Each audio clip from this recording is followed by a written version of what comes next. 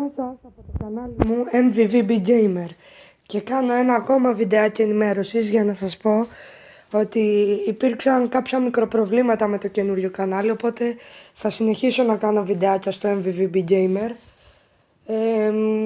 και θα κάνω και στο καινούριο, αλλά θα κάνω και στο MVVB Gamer.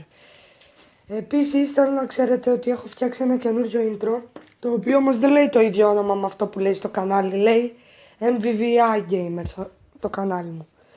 Οπότε θέλω να ξέρετε ότι δεν έχει γίνει λάθος, απλά δεν με άφηνε το YouTube να το αλλάξω εντελώς το όνομα. Και σε κάποιους μήνες τέλος πάντων θα μπορέσω να το αλλάξω το όνομα για να είναι ίδιο με το intro. Αυτά ήθελα να σας πω, σας παρακαλώ ελάτε να μου κάνετε subscribe ξανά όσοι μου κάνατε unsubscribe.